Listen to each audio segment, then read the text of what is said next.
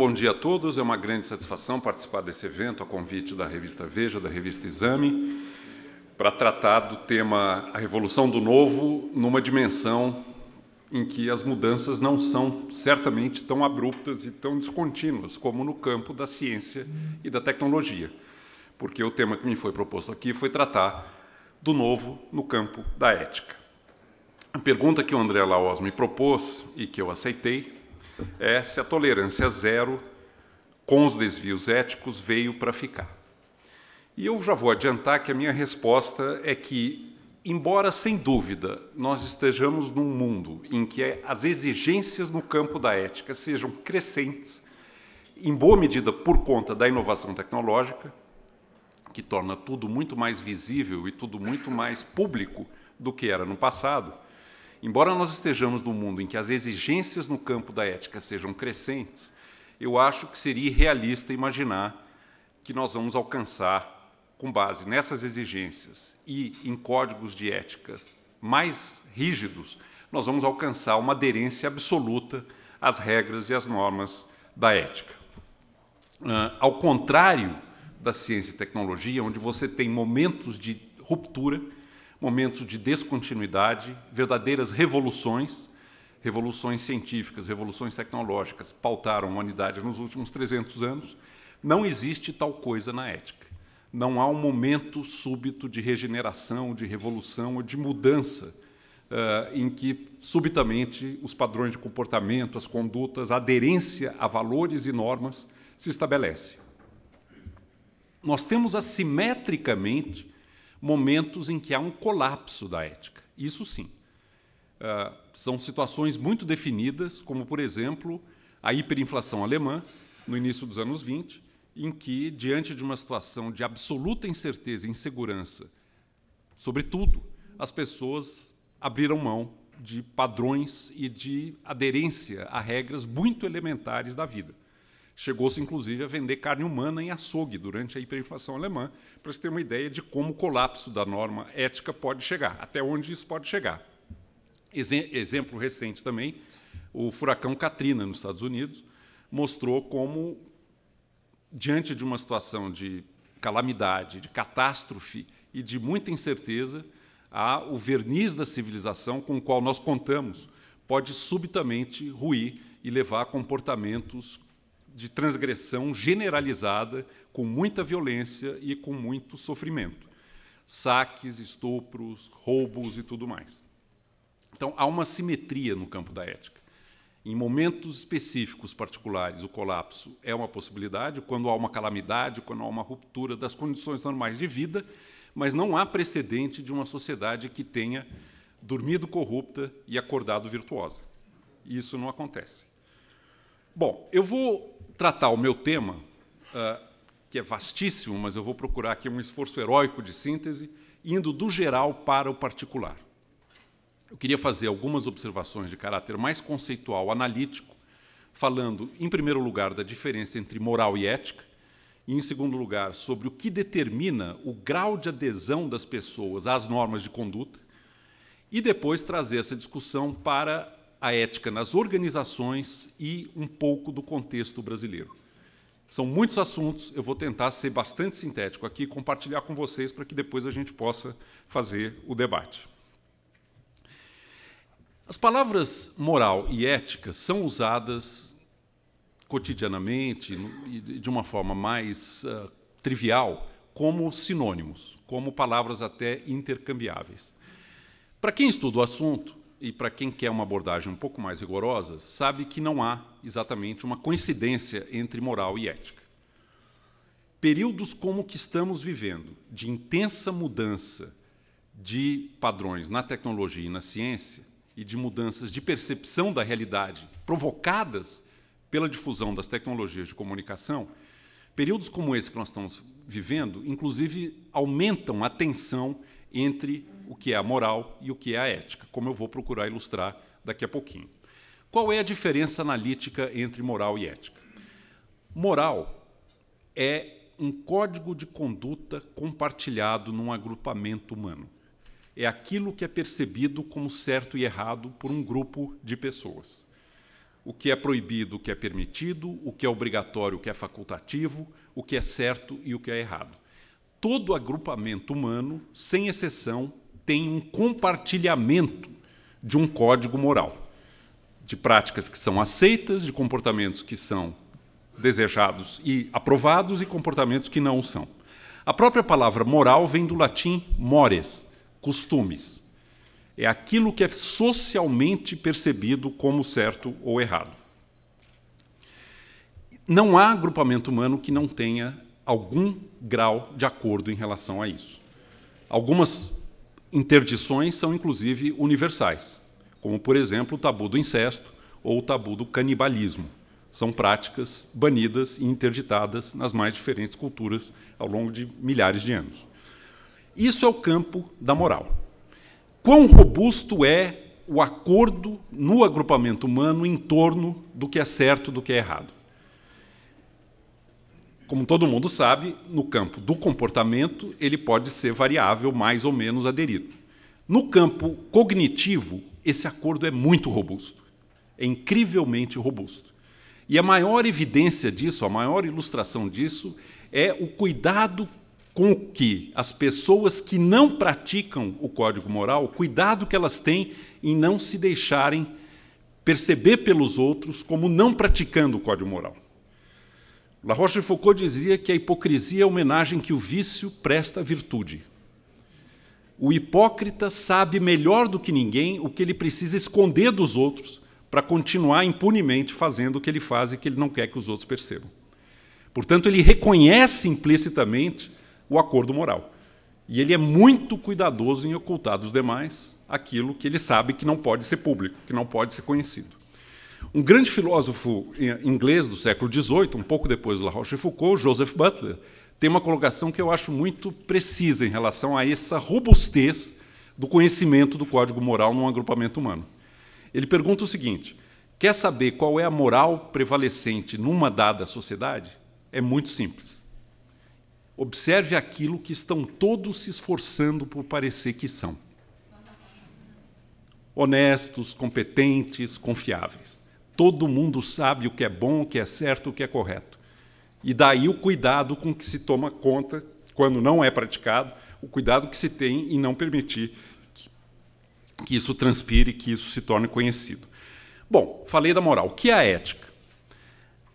Há uma enorme sobreposição entre moral e ética, mas a ética tem uma diferença crucial. Ela introduz no acordo moral um elemento reflexivo, um elemento crítico. O fato de que alguma coisa é costumeiramente percebida como certa ou errada, como proibida ou facultativa, ou correta ou indesejável, ou tudo mais, o fato de que algo é compartilhado numa comunidade, é compartilhado socialmente, não estabelece por si só a validade do ponto de vista ético daquele comportamento, daquele costume. A ética nasce na filosofia ocidental com a pergunta que Sócrates propõe provocativamente. Aliás, ele foi tão provocador que ele acabou condenado à morte por conta do incômodo que ele gerou na sociedade, mas é a pergunta que ele faz quando afirma que a vida não examinada não vale a pena ser vivida. Quando ele propõe essa reflexão de examinar, de avaliar criticamente, de refletir sobre aquilo que todos percebem como sendo certo ou errado, facultativo ou obrigatório, permitido ou proibido, quando ele introduz esse elemento de dúvida, ele era a mosca irritante, quando ele provoca as pessoas a pensar se o que estão percebendo como certo e errado é de fato certo e errado, e por quê, ele provoca o surgimento da ética, que introduz o elemento de reflexão, um elemento reflexivo. Na história da filosofia, os estudiosos gastaram muito tempo buscando dar consistência aos julgamentos éticos. Qual é o critério que sustenta a aceitação ou não de um comportamento? É um critério, vou usar uma palavra complicada, deontológico, em que há um dever, há um sentido de obrigação moral que não é circunstancial às condições particulares, ou, por exemplo, uma outra abordagem consequencialista. Nós devemos julgar a aceitabilidade ou não das nossas ações de acordo com as suas consequências. Então, algumas normas são mais flexíveis e adaptáveis de acordo com as circunstâncias. Apenas para ilustrar dois caminhos de reflexão ética que são muito relevantes na história da filosofia moderna: o caminho kantiano, do imperativo categórico, que é esse sentido de dever intransigente, ou o caminho utilitarista, o caminho consequencialista, em que nós devemos julgar na ética de acordo com as consequências, fundamentalmente com o impacto disso na felicidade e no bem-estar humano. Há, portanto, uma tensão entre moral e ética. Momentos de mudança, como o que estamos vivendo, exacerbam a tensão entre a moral e a ética. Eu queria propor um exercício para vocês, que eu acho que depois pode ser objeto de discussão nas mesas, que eu acho muito interessante para a gente refinar a nossa abordagem em relação à ética. Costumes e comportamentos que eram moralmente aceitáveis na geração dos nossos bisavós e avós deixaram de sê-lo. Por exemplo, a escravidão, por exemplo, a punição física dos alunos nas escolas, por exemplo, a criminalização da homossexualidade, até mesmo chegando à castração química dos homossexuais, como foi feito com o grande lógico inglês Alan Turing, para dar apenas um exemplo.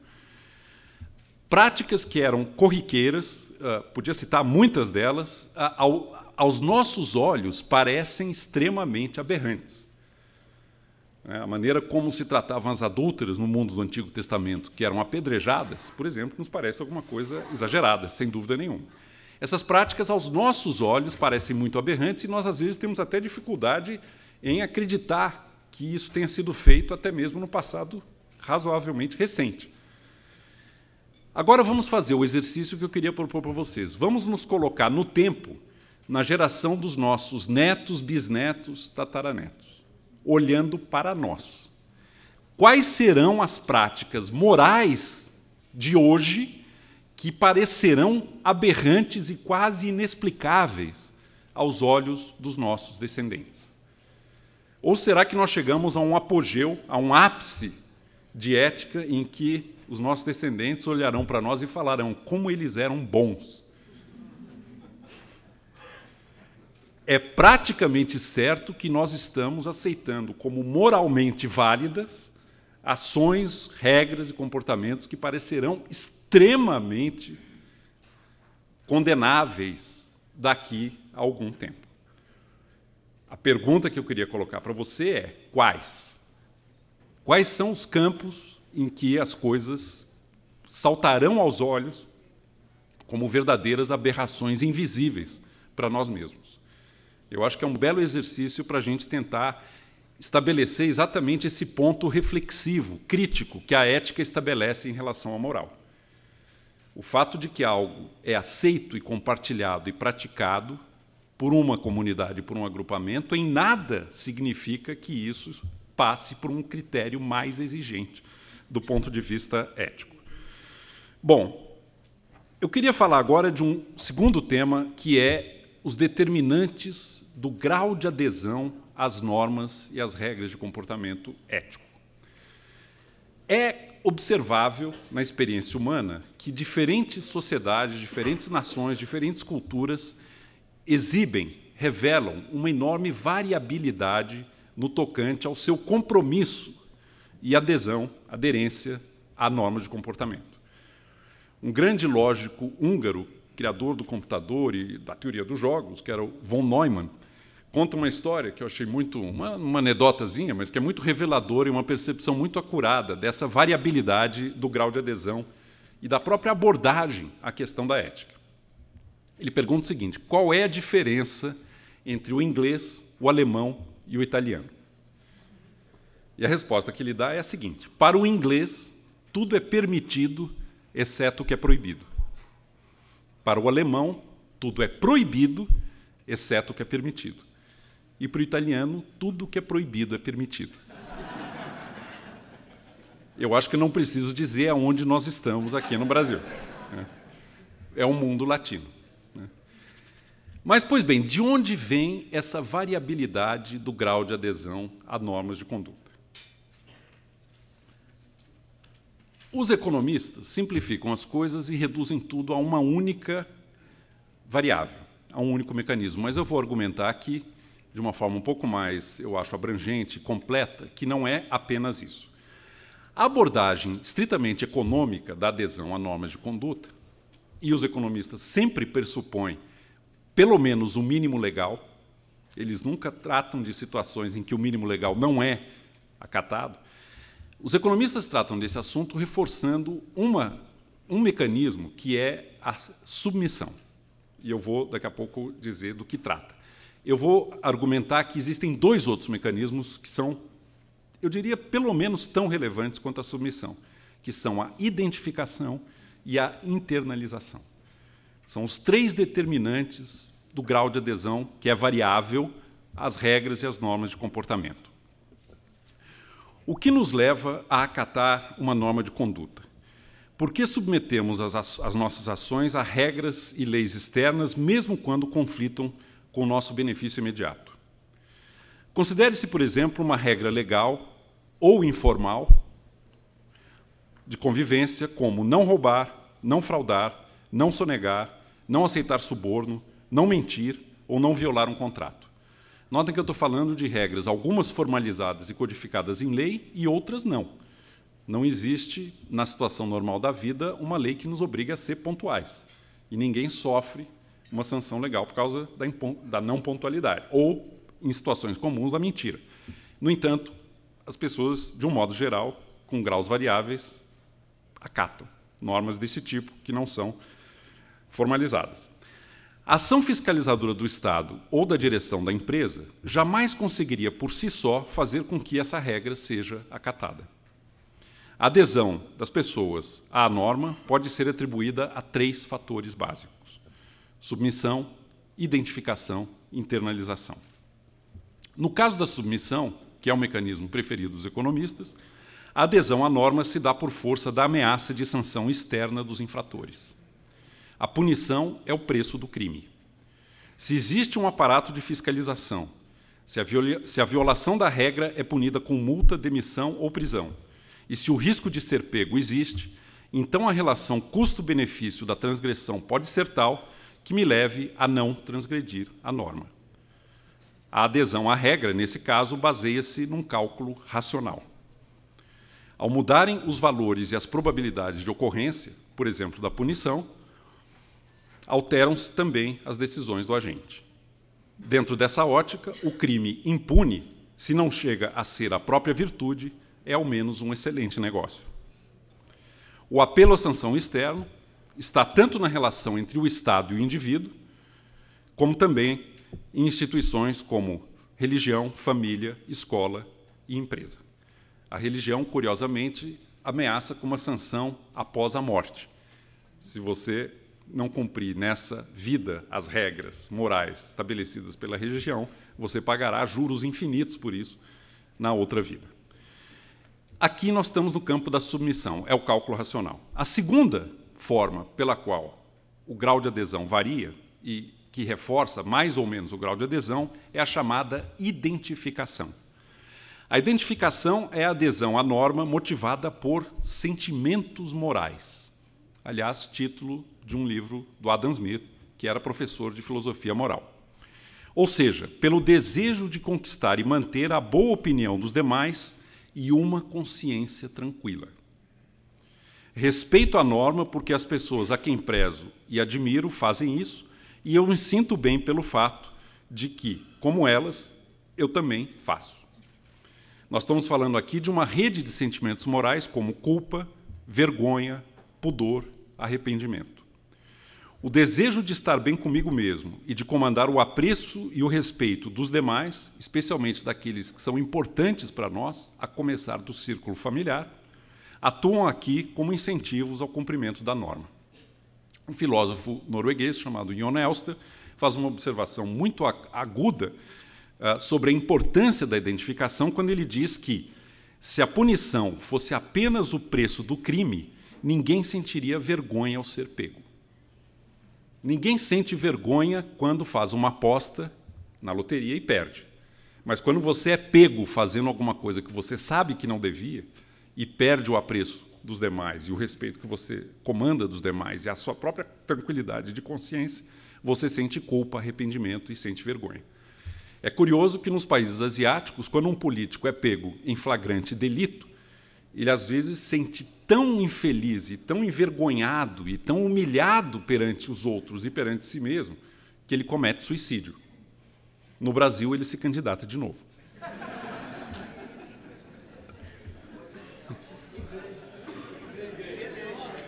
Ou então ele estende o seu mandato na presidência de alguma das casas do Congresso, enquanto for possível, né? E o pior é que é eleito, né? Bom, finalmente, a internalização.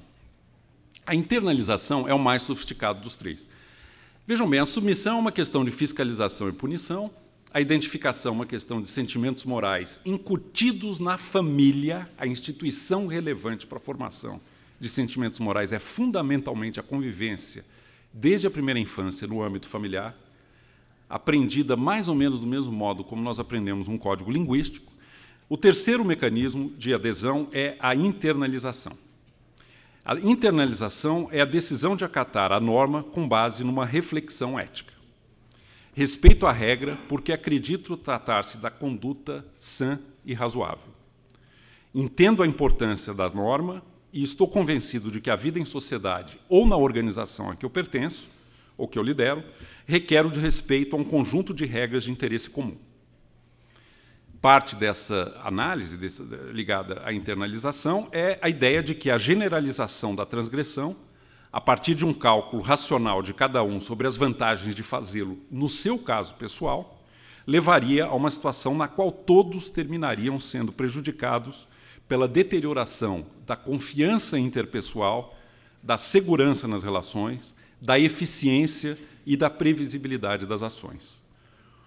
Isso teria um enorme, e tem um enorme custo econômico e um enorme custo de bem-estar.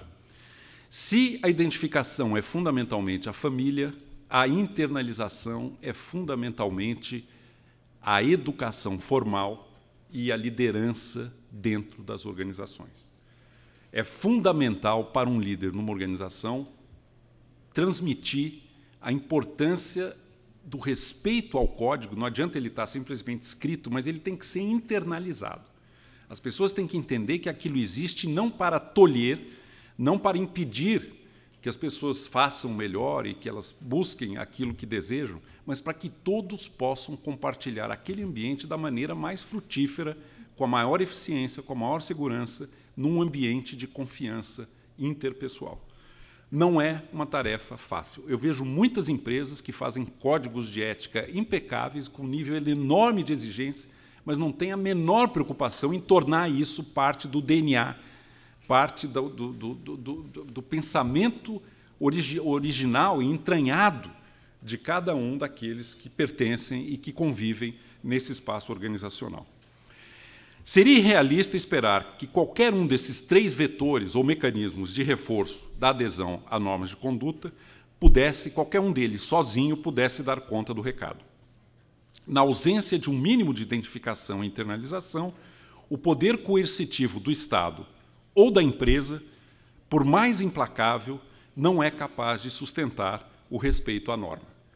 Um exemplo flagrante disso e muito eloquente foi a tentativa do Estado americano, no início do século XX, de implantar a lei seca, interditando da vida em sociedade o consumo de bebidas alcoólicas. O que gerou foi uma tremenda situação de anomia, em que a regra era flagrantemente desrespeitada, porque não havia um mínimo de identificação e internalização, acabou levando a uma extensão do crime organizado, a práticas ainda piores de consumo e de divulgação e de convivência, o que acabou levando a um retrocesso. Outros exemplos poderiam ser dados e talvez seja parte também do nosso debate os limites da submissão como mecanismo de garantia de adesão a normas de conduta. Na prática, portanto, a adesão a normas é motivada não por um ou por outro, mas por uma combinação de submissão, identificação e internalização. Eu queria trazer agora isso para o mundo da ética nas organizações e falar um pouco, na conclusão, do contexto brasileiro, no momento em que nós estamos. O modelo tradicional de empresa, que ainda povoa boa parte da imaginação e até dos livros textos de economia, é a ideia da empresa como uma função de produção fria, na qual se combinam trabalho e capital, submetida à disciplina do mercado. O que se pede de uma empresa e o que a empresa tem obrigação de fazer dentro desse modelo tradicional é simplesmente buscar o seu autointeresse, a maximização e a otimização dos resultados, sujeita a cumprimento do mínimo legal. O mínimo legal, inclusive, é dado de barato. O mínimo legal está lá.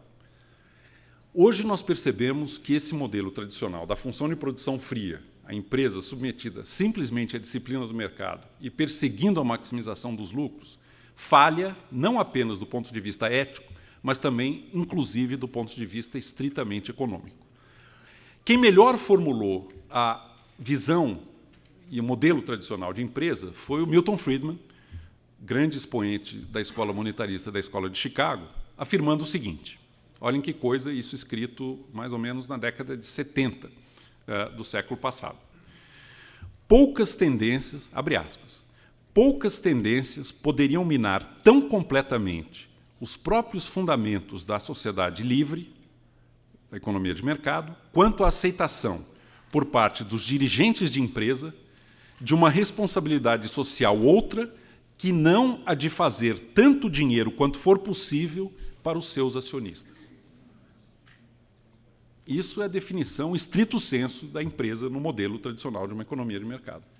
Tudo mais se subordina e se submete ao imperativo de maximização do retorno sujeito ao mínimo legal, dentro dos marcos estabelecidos pela lei vigente na economia, na sociedade. Isso aqui está errado, não apenas do ponto de vista ético, mas também do ponto de vista econômico. Por estranho que pareça, talvez à primeira vista, há um sentido em que gerir empresas se assemelha a experiências como a amizade, o amor sexual e a crença religiosa. Ter amigos costuma trazer vantagens práticas na vida. O amor correspondido abre as portas para as delícias do sexo. A fé religiosa, vamos supor, é o caminho da salvação eterna. Mas se você inverte as coisas e coloca o carro na frente dos bois, o resultado será o contrário do que se poderia esperar. Se você passa a cultivar suas amizades para obter vantagens, a calcular o afeto para desfrutar do sexo e a frequentar a igreja para ser salvo, então o resultado provável é que você acabe não só sem amigos, sem amor e sem sexo, e sem fé, mas termine perdendo até mesmo aquilo que você queria: vantagens, orgasmos e o paraíso. Da mesma forma, se a empresa é boa, ou seja, se ela tem um acordo ético robusto e internalizado, é provável que ela seja também lucrativa e remunere adequadamente os acionistas. Mas se ela existe apenas, única e exclusivamente, como quer o Milton Friedman, para dar lucros e remunerar os acionistas, tudo mais subordinado a isso, é provável que essa empresa se torne, com o tempo, pouco mais que um contrato fortuito e mercenário entre adultos calculistas, uma situação capaz de disparar os alarmes do mais tolerante acionista. Está claro o argumento? O papel da liderança é exatamente garantir que essa empresa encontre um propósito na sua existência e uma legitimidade na sua comunidade, na comunidade em que ela existe, que dê a ela uma razão que transcenda a simples máxima ou imperativo do retorno e da remuneração dos acionistas. Se você inverte e coloca o carro na frente dos bois e submete tudo a essa lógica, você vai estar desperdiçando aquilo que é de mais valioso dentro da empresa. E agora eu estou falando numa ótica econômica, que é o conhecimento latente disponível no cérebro de cada um daqueles que nela atua. Se você não mobilizar esse conhecimento com liderança e fazer com que as pessoas se sintam engajadas como pessoas humanas naquilo que fazem, elas não vão dar o melhor de si. Elas vão se tornar peças impessoais e elementos de uma engrenagem da qual elas não participam na sua plenitude. Você só vai mobilizar esse conhecimento latente para que cada um faça um pouco melhor aquilo que faz, para que cada um inove naquilo que faz, para que cada um traga o que tem de melhor para a sua atividade, para a sua função, não importa quão aparentemente irrelevante ela possa parecer na ordem geral das coisas. Se a liderança não mobilizar isso, e isso é essencialmente uma questão de pertencimento, de estar numa empresa que é percebida como boa, como legítima e como dotada de um sentido de propósito naquilo que ela faz, você não vai estar engajando cada um que nela atua naquilo que tem de mais valioso, que é a contribuição que não está descrita no contrato de trabalho e que depende dessa disposição, dessa boa vontade, desse ativo que é o desejo de fazer um pouco melhor aquilo que faz. Uma empresa precisa, no mundo em que nós estamos, legitimidade perante os seus participantes e perante a sociedade, a comunidade em que ela atua. Estamos num mundo em mudança em que a tecnologia torna tudo quase que instantaneamente público e qualquer desvio, qualquer escorregão, qualquer prática que seja percebida como errada e que se torne visível no espaço virtual pode causar enorme dano reputacional e provocar até mesmo o desaparecimento de uma empresa. Este é um elemento que torna a questão de um código de ética robusto no sentido da submissão, da identificação e da internalização, um fator de primeiríssima ordem na sobrevivência e na eficiência e na inovação. Eu queria dar uma última palavrinha, se ainda temos tempo para isso, André, queria dar uma última palavrinha sobre o contexto brasileiro, em que um elemento adicional a tudo isso que eu falei, e perturbador no campo da ética, dificulta muito um patamar mais maduro e mais profícuo no campo das relações humanas. E eu estou me referindo aqui à relação entre público e privado. Nós temos, infelizmente, na tradição e na formação histórica brasileira, uma enorme deformação, que é o nosso patrimonialismo. Uma situação em que, desde a sua origem, e esse talvez seja um pecado de origem da nossa formação histórico-cultural, no fundo, não foi a sociedade civil que criou o Estado para resolver problemas de ação coletiva. Na verdade, o que aconteceu aqui é o contrário do que aconteceu na América do Norte, em que uma comunidade se deslocou até lá para viver sem os vícios e as perseguições dos seus países de origem. E, a certa altura, precisou criar um Estado para resolver problemas coletivos. No modelo ibérico, que prevaleceu na América do Sul, especialmente no Brasil, o que ocorreu foi uma inversão dessa relação entre sociedade e Estado.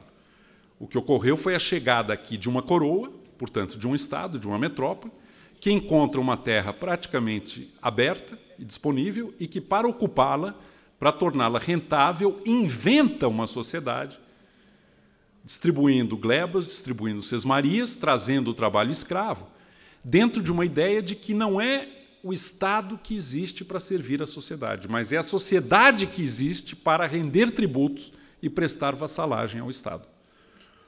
E, como o Raimundo Faoro mostra em Os Donos do Poder, incrivelmente esse modelo prevalece ao longo de 6 séculos na história da América do Sul e na história do Brasil.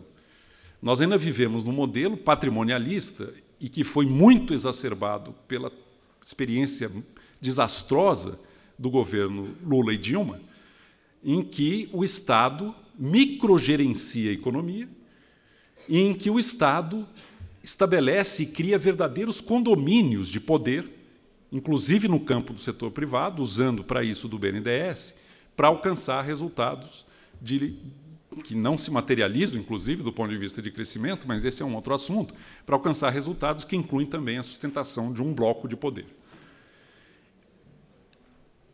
Quanto maior o microgerenciamento e quanto mais importante é esse condomínio de conluio entre setor privado e setor público, maior a probabilidade, maior o espaço para práticas corruptas e para má utilização de recursos públicos e privados.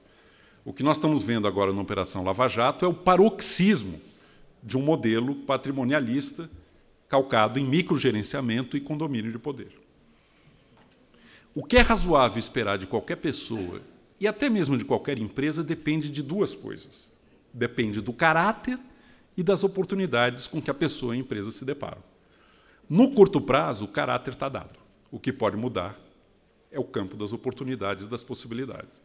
Uma separação clara e nítida entre privado e público e um amadurecimento da ideia de que o Estado existe para servir a sociedade e não a sociedade para servir o Estado é fundamental para que nós alcancemos um padrão civilizado e um ordenamento ético nas relações econômicas no Brasil. O outro ponto, para concluir sobre o contexto brasileiro, que nós também vamos ter que pensar, é o presidencialismo de coalizão, agora estritamente no campo da política.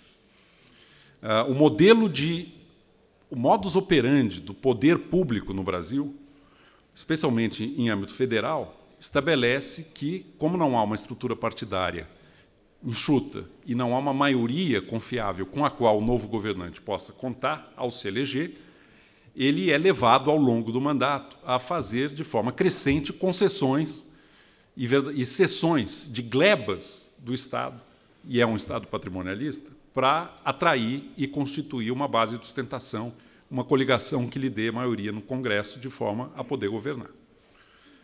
Esse presidencialismo de coalizão, ele é, de novo, uma receita para maus práticas do ponto de vista de gestão pública. Cessão de ministérios, cessão de cargos em estatais, emendas parlamentares, verbas, concessões, benefícios, simplesmente em nome de garantir uma governabilidade que permita a aprovação de uma ou outra medida importante no Congresso. Esse modelo, que já vinha claudicando, eu tenho a impressão que, com a Dilma Rousseff, ele faliu. Ele faliu porque ele foi levado ao seu limite. Quando ela loteou 10 ministérios entre 39 loteou 39 ministérios entre 10 partidos no início do seu segundo mandato para eleger o presidente da Câmara e para poder governar em nome da governabilidade, e perdeu a eleição da presidência da Câmara, ela mostrou a falência, eu diria quase que terminal, desse modelo do presidencialismo de coalizão. Mensalão e Lava Jato, eu acredito que são oportunidades únicas de mudança dos padrões e das práticas políticas no Brasil. Mas, para que isso tenha realidade, nós vamos ter que ter uma reforma política que nos liberte das amarras de um presidencialismo de coalizão em que um governo rapidamente se torna refém de forças políticas com as quais ele não tem nenhuma identidade e apenas procura cooptar com base na promessa de vantagens e de benefícios e de algum compartilhamento com domínio de poder.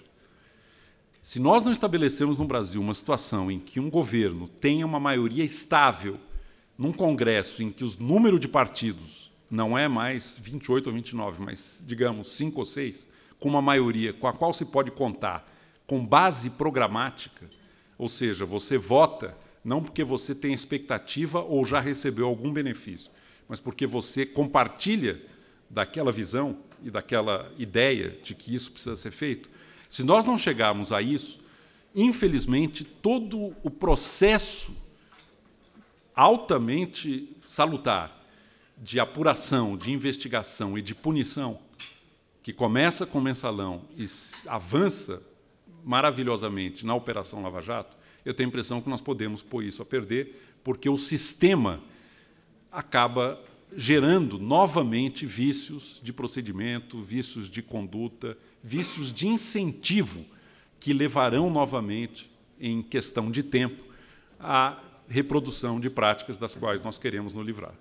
Então, acho que os dois pontos nevrálgicos aqui que a gente precisa tratar para avançar, do ponto de vista ético, nas relações entre público e privado e no modus operandi da política brasileira, são nos livrarmos de uma vez por todas do patrimonialismo, que é essa indefinição, essa zona cinzenta entre público e privado, que aparece de milhares e milhares de maneiras, em praticamente todas as áreas da economia brasileira, e, paralelamente a isso, uma reforma política que libere um novo governo da situação de chantagem a que ele acaba se submetendo por conta de um presidencialismo de coalizão em que ele, ao longo do mandato, vai sendo quase que chantageado e tendo que ceder nacos e fatias crescentes do poder simplesmente para se manter numa situação de governabilidade.